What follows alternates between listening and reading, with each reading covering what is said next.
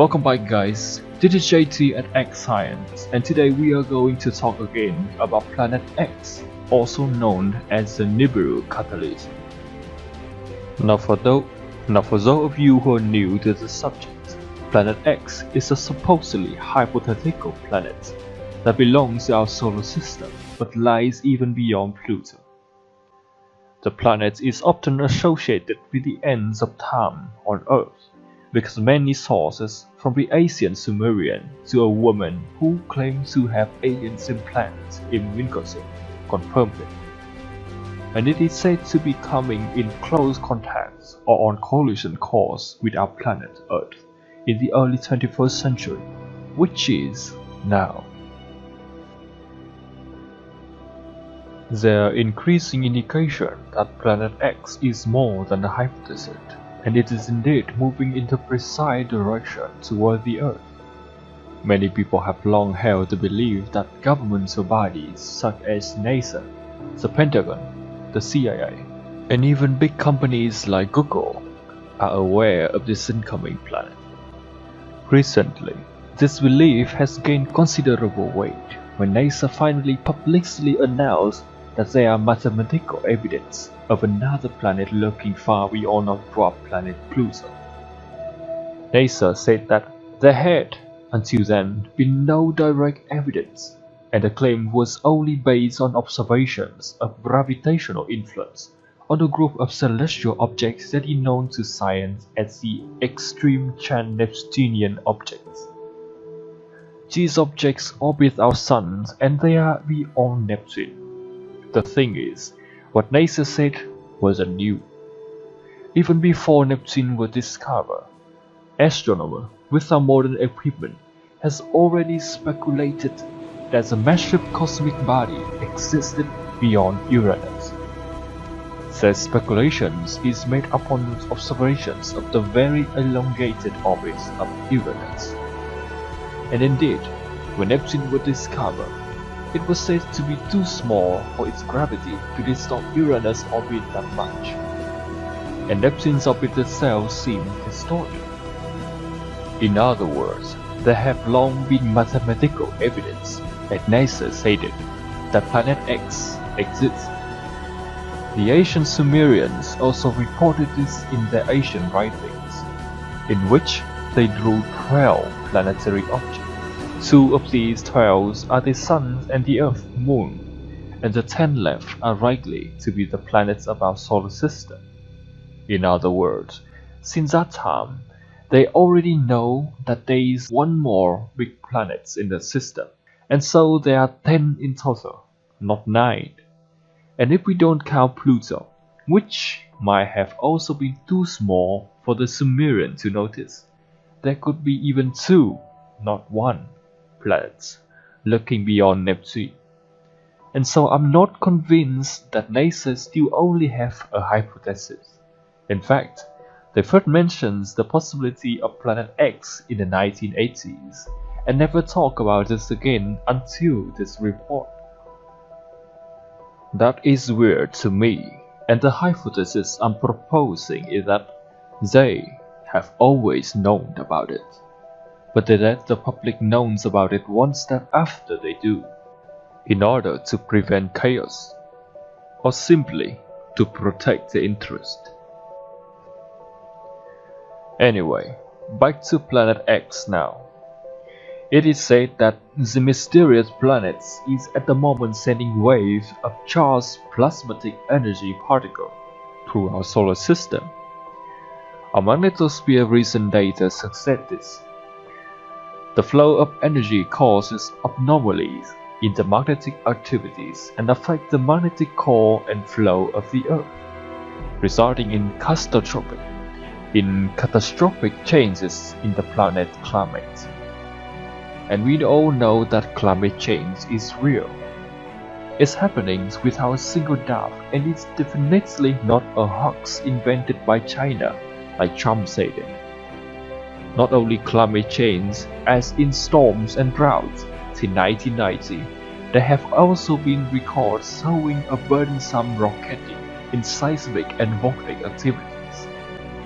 And as I said at the beginnings of the video, big governments are aware of the approaching planet. Russia is very open about it. They recently completed building and updating 5,000 shelters in Moscow. Each of these facilities can accommodate up to 100,000 people, and even though they don't explicitly say what these shelters are built for, all of us can speculate a big, devastating event coming, and the governments want to protect at least part of the populations from the catastrophe as well as its aftermath.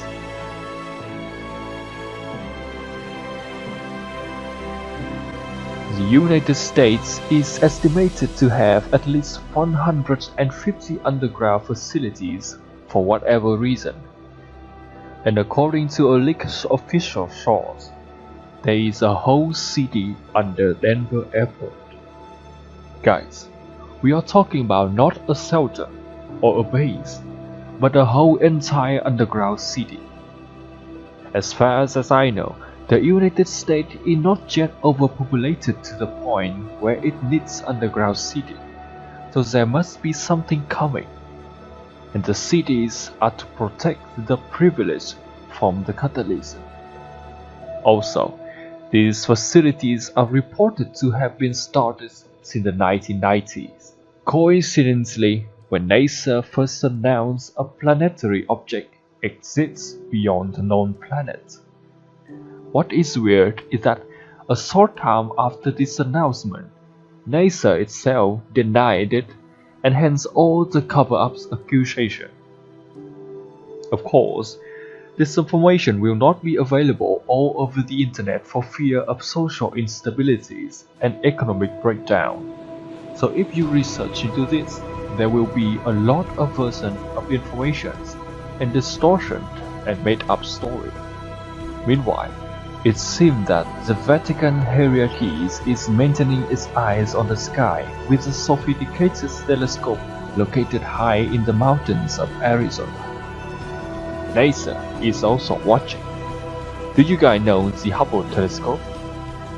It is publicly known to have the mission of exploring the solar system and the universe at large. However, some people suggest that the true purpose of the multi-billion-dollar Hubble is to observe the inbound Planet X. In the meantime, the secret is kept from the public. NASA has been calling the planet a mathematical hypothesis, while Google Sky has a patch of data sensor in the directions of the Orion Belt, the hypothesized position of Planet X. I think we'll never know until Judgment Days arrive. So how devastating will Nibiru catalysm be?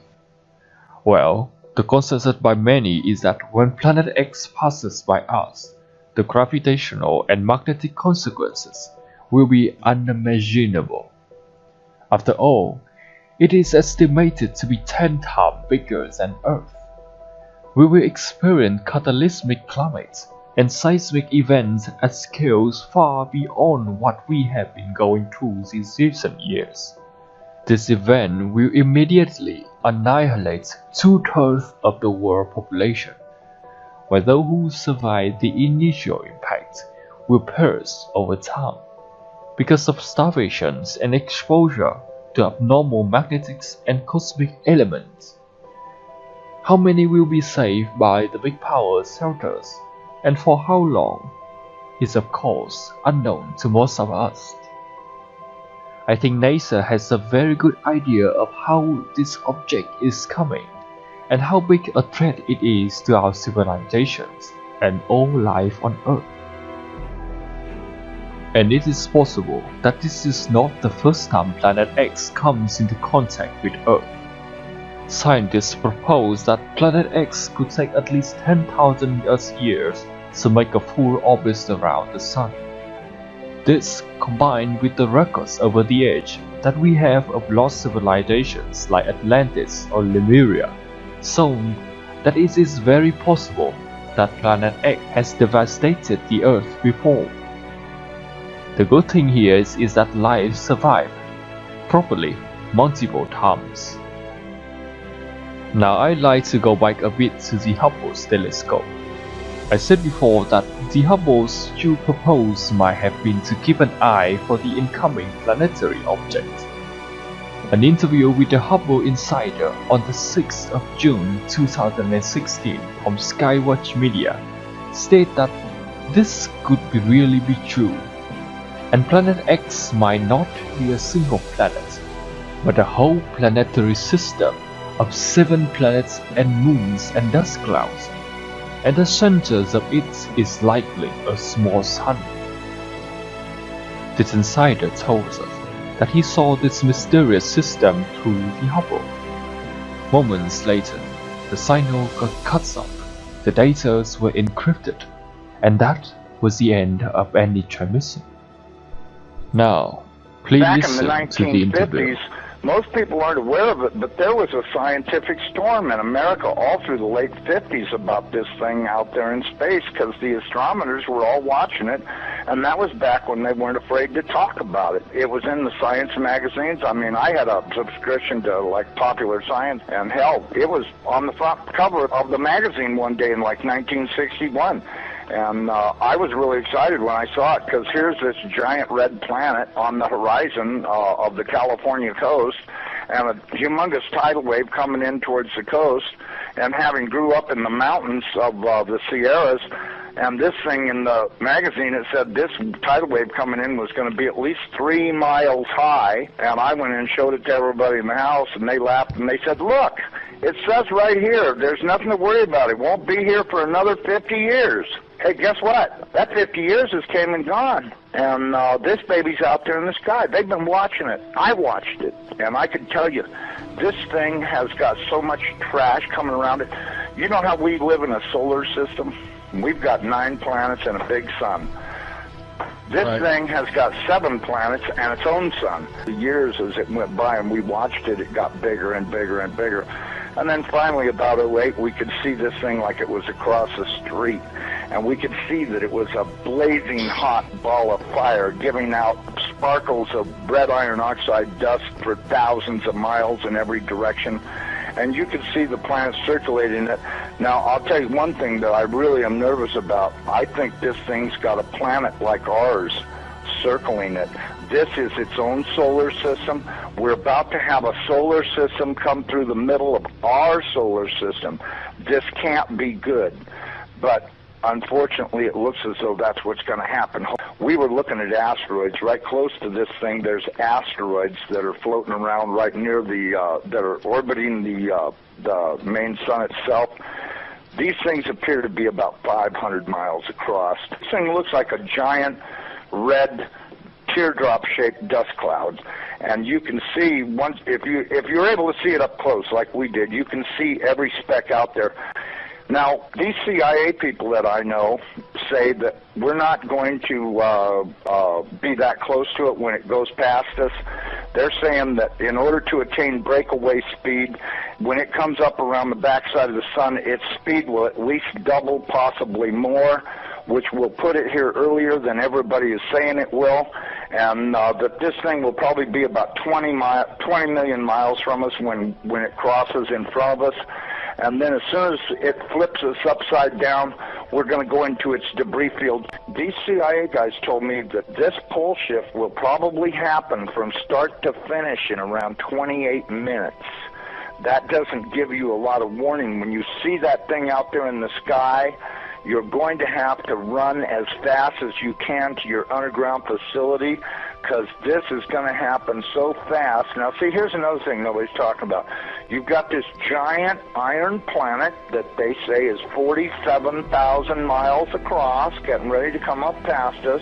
And when it starts to approach us, it's going to start and have real serious effects. So is it a planet or a failed star? It's not a failed star. You know, I saw this thing up close. It did not look like a failed star. It looked just like our sun. Right. Okay. Would you call our sun a failed star? No. Okay. Well, you had said planet. I wasn't sure if it was like a failed star, brown dwarf, or a full sun. So it's a full sun? It looks to me like a miniature sun, just like the one we have. The only difference is our sun is giving off flames and stuff, and this one's doing the same thing as it, but it's giving off this red iron oxide cloud of dust around it. And until it got close, we couldn't even tell what was in there. We could see it was hot, and it looked like it was just a dull red when we were first able to discern it through the red cloud.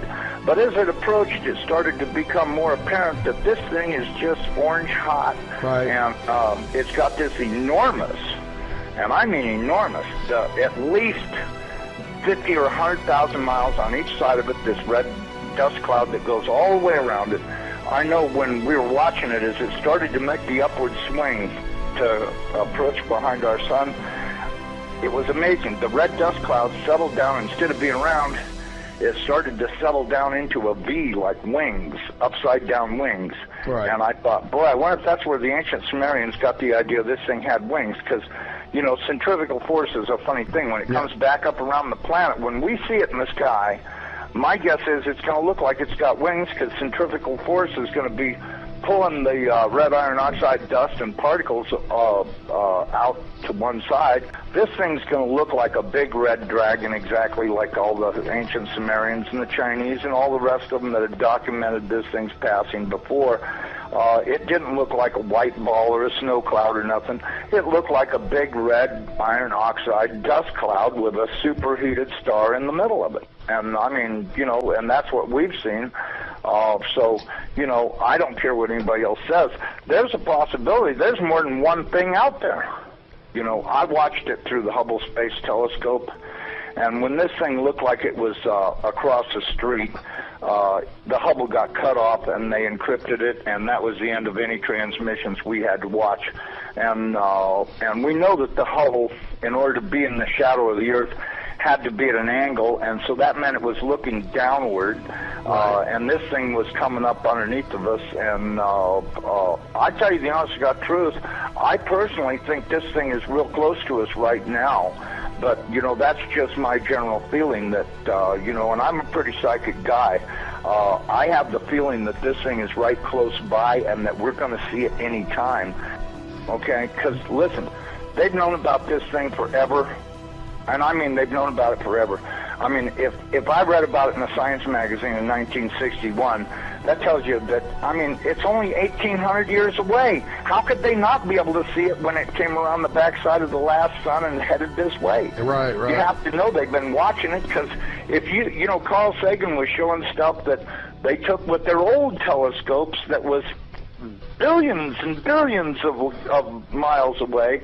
And this thing's only 1,800 years away. Well, and by 1930, it was only 70 years away. You know, we do estimate that this thing, let me give you a thing, maybe you can figure out your own timeline. We estimated that this thing is traveling around 3,500 miles an hour, okay?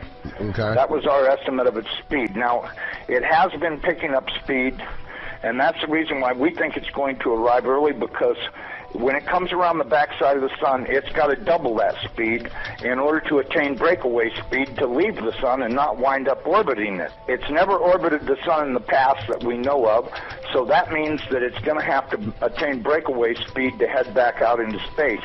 Now, you look at the NASA videos, photos, and all this other crap those morons put on the internet.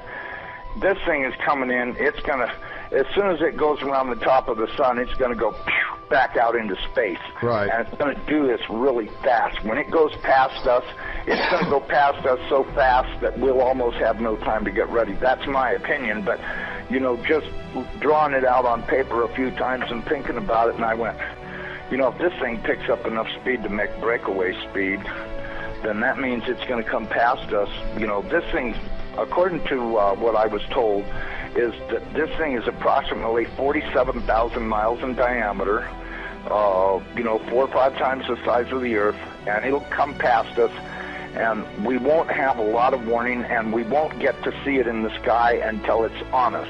Now, I was told that the poles are not shifting at 42 miles a year, they're shifting at 42 miles a day, and the reason is because this planet is rolling over to face this thing. Now, when it goes by, it's not going to push our North Pole away. It's going to grab our southern pole with its northern pole, and it's going to be like somebody kicked this planet in the ass. That earthquake that it talks about in Revelations when the opening of the sixth seal comes, from what I've been told, that's very accurate, because that's exactly what's going to happen. There's going to be a massive earthquake when it locks onto us. As it goes past us, we're going to follow it right upside down. The oceans are just going to be roaring from pole to pole, as you could well guess they would, because if you take a planet that's 7,000 miles across and roll it upside down in 30 minutes, you're going to have some real serious problems with wind and water. We should be preparing to... What is up, YouTube? This is JT speaking to you from exile, and today we are going to talk about Mars. Now, for those of you who don't have a lot of ideas on why Mars is such a major topic when it comes to extraterrestrial life, here's a quick Mars Life 101. Mars is in the zone where the temperatures from the Sun is perfectly suited for the existence of liquid water, which is crucial for life, at least the forms of life we currently know. There are actual evidence of rivers on Mars that dries up, as well as currently visible polar ice cap. There are even evidence of fossils of unicellular life on the red planet. But why then has Earth become a planet steaming with life of all shapes and sizes, but Mars ended up as a hell of ice and red dirt? Well, one of the hypotheses is that the planet does not retain enough heat because it does not have enough greenhouse gases. It has cooled down gradually, and over millions of years it has become no longer hospitable for life. But mind you, that is a hypothesis. The lifeless desert on Mars may only be what it looks to the naked eyes. Now, if you remember, in 2017, Google announced an April Fool jokes on Mars, more precisely, on Google Mars. Basically, Google Mars is like Google Maps, but instead of providing with a map of Earth, it gives you an images of Mars from satellites that currently orbit the red planet, and the images is pretty updated. If you search Google Maps for Mars at the coordinates 13.6785 and 34.9832 back around April and May 2017, you will find pictures of a base on Mars with a system of buildings and solar panels. It is sadly no longer on the map, but if you Google Mars by Google April Fool Jokes 2017, you will find that the images immediately. Go on, search for it. I'll give you some time. So what do you think? What a joke, isn't it? Well, I'm not so convinced about that thing being a joke. What I think it is a secret base on Mars, either built by Martians or even humans, and NASA and Google accidentally let it slip, and we were lucky to have seen it before they discover and cover up their mistakes. And many things like me. Why? Let me give you two reasons. First of all, look at the photo again. For your convenience, this time I'll show the photos right in this video, so you don't have to Google it again. Now, look at the system of structure. If this was a joke done by Google with Photoshop, then the one who did it must be exceptionally skilled at using Photoshop. Why? Well, just look at all the details in the photo. The amount and the qualities of the details in this supposed Photoshop photo is simply amazing. All the buildings, the panels, the shadows, the paths surrounding and connecting them, all of them, they are just way too realistic to the smallest detail. So if it was true that Google edited this space into the images of Mars, someone was either extremely skilled and dedicated, or simply had a lot of free time. But guys, remember, this is Google we are talking about. Why would Google invest someone this talented and detail-oriented into a joke? Actually, why would they even have time to think about such a joke in the first place, let alone spending God knows how much time and effort into it? It just does not make sense to do such a joke. Secondly, let's hypothesize that Google does really have time to edit a base with all the shadows and dirt roads and solar panels into a random coordinate on Mars. The question is then, why? Why Google Mars? I mean, who uses Google Mars? We only use Google Earth because we need to search for the way from our home to the nearest convenience store. We don't ever need to search roads on Mars. And secondly, why those coordinates? To me, they seem nothing more than a random coordinate, assuming that there are actually people who use Google Mars because, I don't know, they are nerds like you and me who like to spend their free time looking at a ball of red dirt.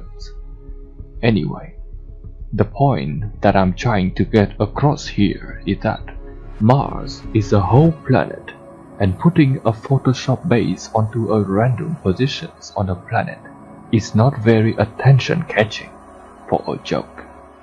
In fact, except for some people who are actually browsing the surface of Mars, and we can tell that number is tiny, most people only knew about this supposed joke months later when Google announced it themselves.